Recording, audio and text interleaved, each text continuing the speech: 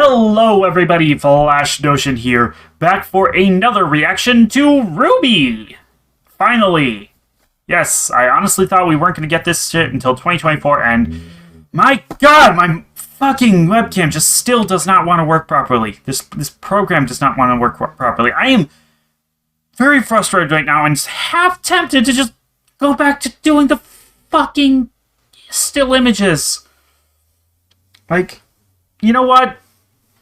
No. I'm not going to do it because, specifically, even though it's not working properly right now, this is my new setup. Well, not new. This is not new. But I'm pretty sure I didn't have this set up when I did the Volume 8 reactions for RWBY. So to anyone who is only here for my RWBY reactions, this is new to you.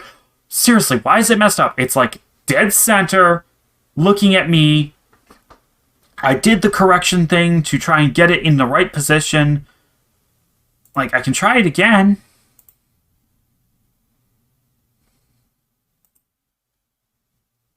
Like, okay. Now that seems to be better. Alright? Okay. So yeah, RWBY, Volume 9. Volume 8 was pretty fucked up, actually. And honestly, like, god damn it. Oh, is it because I have... Hang on a second. I know why it's fucked up. Things are gonna get wonky here for a second as I, start showing things here that you guys probably shouldn't be seeing, but, like, there we go. I turned that on when I was trying to do a thing. So now if I do that, all right, now it should actually be where it needs to be. Okay. So Volume 8 was very fucked up. When I was reacting to RWBY, from what I can remember, Volume 3, I already knew about what was going to happen going into it. I'm pretty sure. Whether it was spoilers from the internet or my friend not being able to keep his fucking mouth shut, I'm pretty sure I knew going into Volume 3, I at the very least knew that Piero was going to die. So, like, I didn't have a big moment with Volume 3 of, like, oh my god, they killed everyone and everything's all gone to shit now. It's like, no, I was kind of expecting that. But Volume 8 got me. Alright, so, yeah, so, quick rundown. Hazel's dead. Emerald defected. Tyrion and Mercury were sent to Vacuo. What the hell? Sounds like there's a freaking windstorm going on outside. And my mouth just went all fucky. Man, this recording is not going to plan. It's kind of funny because I just had a really great recording for the My Hero Academia episode, and now I'm trying to do the RWBY episode. It's just like the universe is saying, no, fuck you, everything's gonna go wrong. Okay, but, right, so Tyrion and Mercury went to Vacuo. Cinder managed to get both of the relics and gave them all to Salem. Atlas completely destroyed. Ironwood and Jock are dead. All the other Mantle and Atlas citizens evacuated through the portals to the Vacuo Desert. RWBY got her message out, but Pietro and Maria are stranded on Amity Coliseum. Vine sacrificed himself to stop the bomb. Harriet now feels like shit, as she should. Crow thinks his nieces are dead. And maybe they technically are? Because, like, yeah, the big thing is that in the portals... Oh boy, actually, no. First things first. Penny. Got to be a real girl for all of 5 fucking minutes. And then she tried to fight Cinder and got very badly hurt, and then Jean stabbed her. I mean, she basically forced him to, but still hurts. And now Winter is the Winter Maiden, and Jean and all of Team RWBY fell into the void between worlds. And also Neo. Neo is there too. So yeah, going into Volume 9, I haven't watched any of the trailers. I've seen a couple of thumbnails, and I've heard some chatter on, like, Discord. So I know there's a mouse called Little, and the place that they're in is called Ever After. That's it. That's all I know. So I am super excited to get here. And seriously, it sounds like there's almost a freaking tornado out there. What the hell? Oh, it's hailing. That's what it is. It's hailing. Man, that's weird. I've never... I don't think that this sort of weather change has ever happened during recording. Because earlier it was almost sunny out. Now it's hailing. That's not good. Well, we soldier on. So let's get to the actual reaction part. We will switch over to the new thing here, and then we will start the reaction in 3, 2, 1, and play.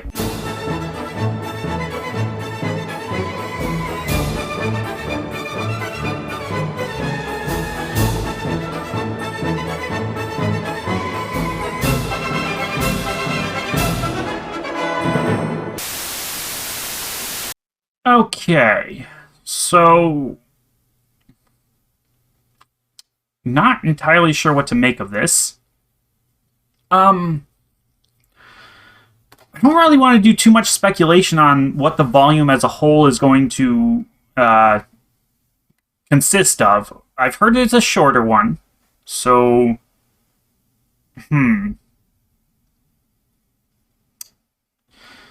mean, I really won't be able to tell until next episode, but it does seem like we're not going to be spending any time with the other characters out in Vacuo. Which is kind of disappointing, because it means that most likely a lot of their stuff in between what happens, or that happens in between the end of Volume 8 and whenever Team RWBY gets back, most of that's going to be relegated to off-screen, flashback, talk about it but don't show it type of stuff. Which kind of sucks, because I really want to see all that. But, whatever. So...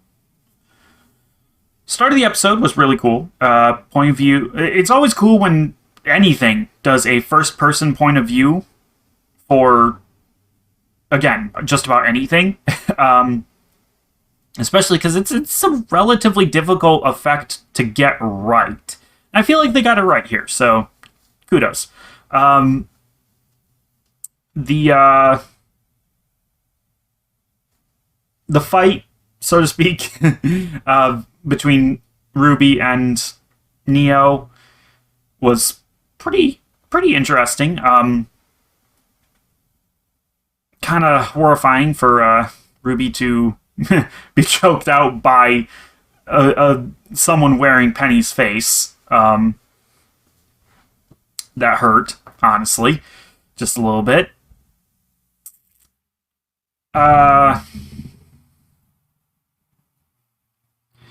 But, yeah, Ever After itself, yeah, no, I noticed it right away. It started raining as soon as RWBY got depressed. It started raining again when RWBY found out about Penny. And the sunshine comes back around when RWBY is feeling more hopeful and stuff. Like...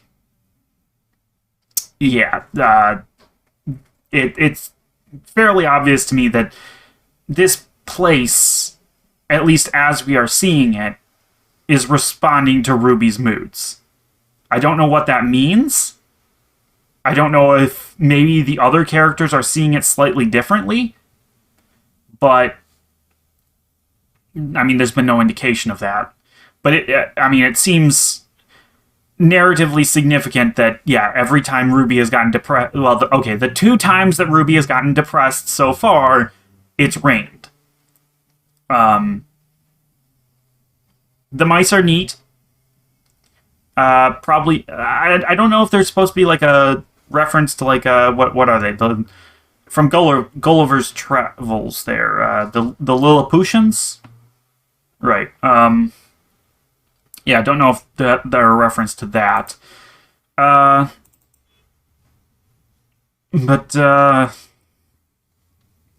yeah, that was all pretty neat. Yang lost her arm. That kind of sucks. RWBY has lost her sights. That also sucks. The biggest point of speculation right now, I feel like, is the creature that Yang was fighting.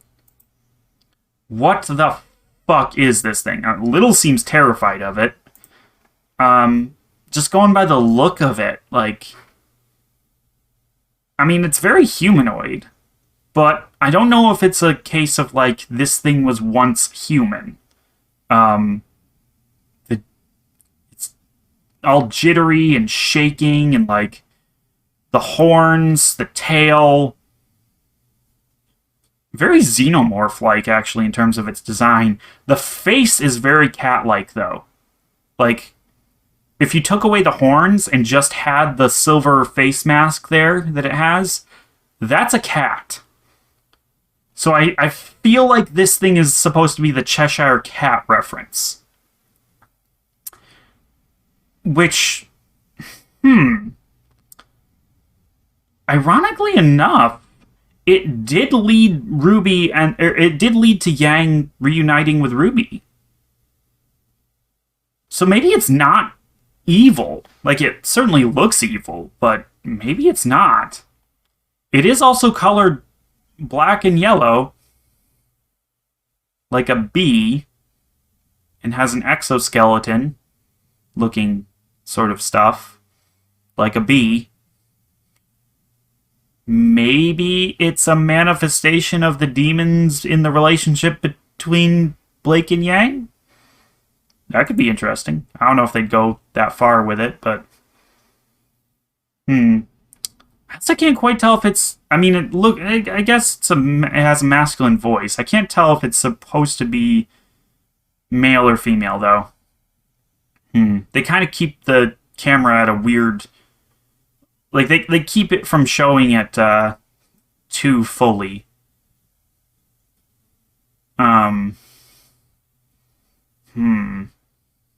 Yeah. Very weird.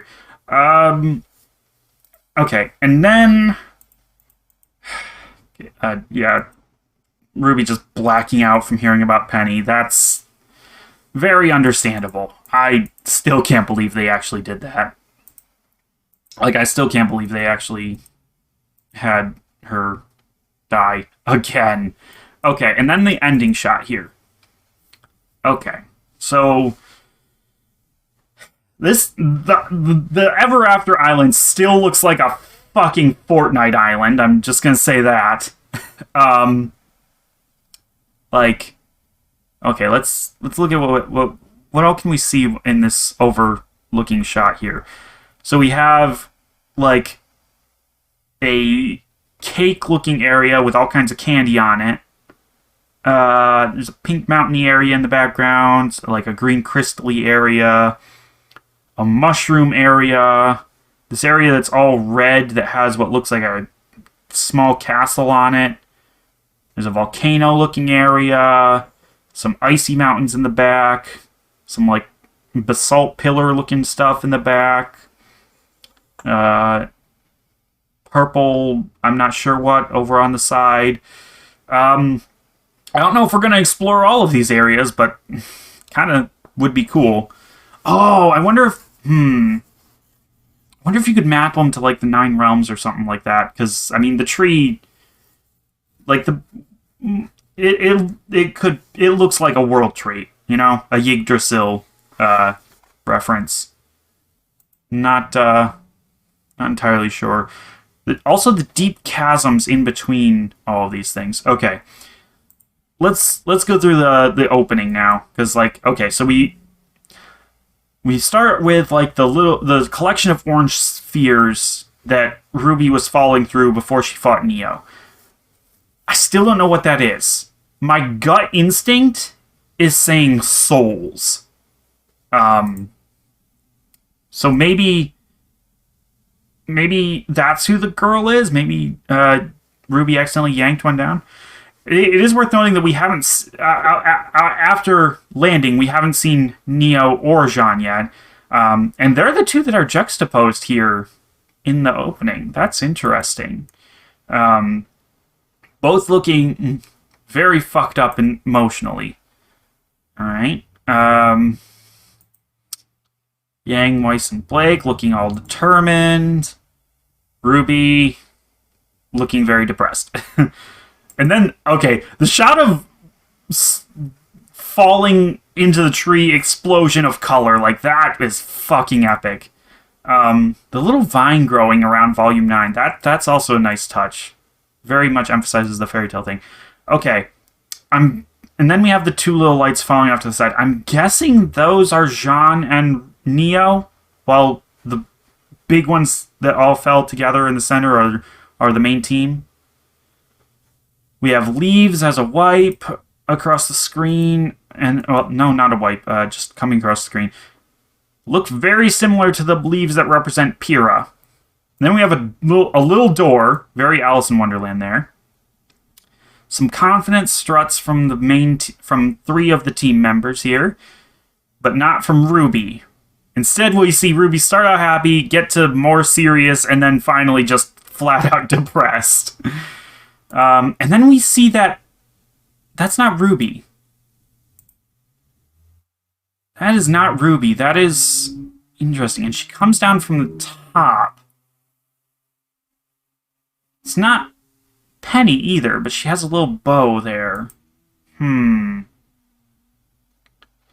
Tears, yeah. Crescent Rose. Fucking birds.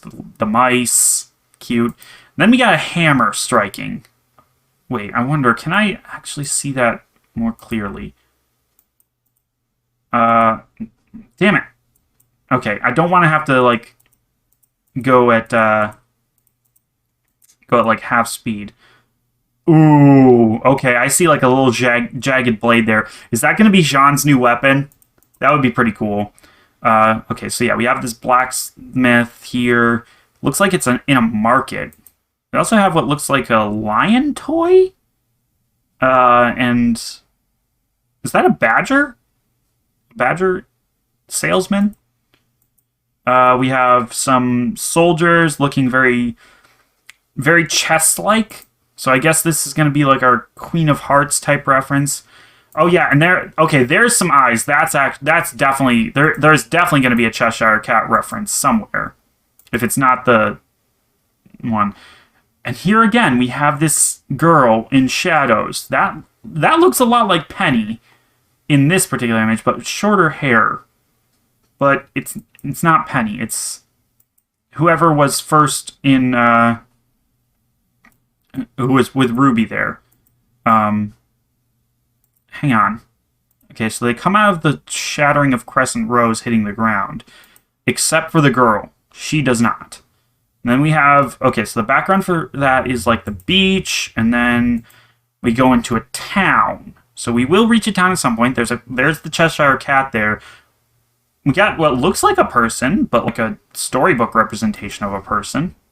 Interesting. And a unicorn. It's nice. I like the storybook folding. Okay, and then we got the red, so that's, yeah, Queen of Hearts reference there. And they start running, they're going faster, and all the while Ruby gets more and more depressed. I noticed that. They start out going all together, Ruby lags behind, they're more depressed, everybody starts running, Ruby's still depressed and lagging behind. Alright, then we got like this psychedelic mushroom forest, okay. Then we have what is most definitely the fucking hookah smoking caterpillar from Alice in Wonderland. Jean. Wait, hang on. Hang on a second. Okay, it's not a... Okay, I thought that was like a club. You know, like the club suit of cards from, you know, playing cards. But no, it's just Jean also looking depressed. And goes into clocks. Why would it go into clocks and then melts like paint? Very Salvador Dali. Which is also a thing that I kind of like... I don't know, that's kind of also been in the back of my head ever since I saw Ever After for the first time there. Why clocks for Jean?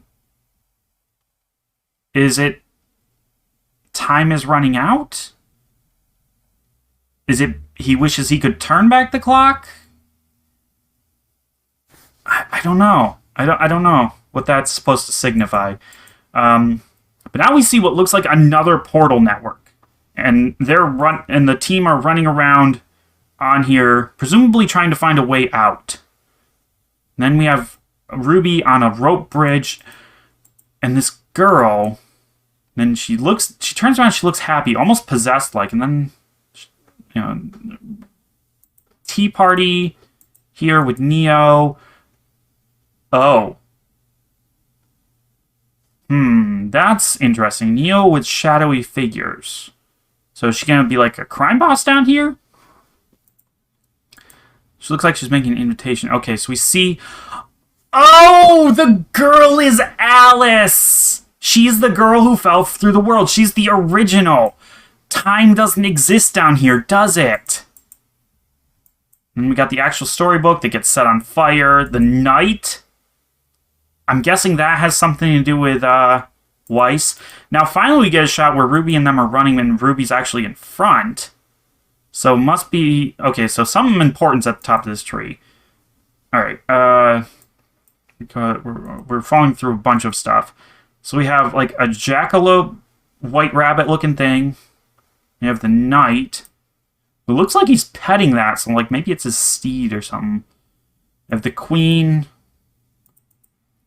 The mouse, the girl. Hang on.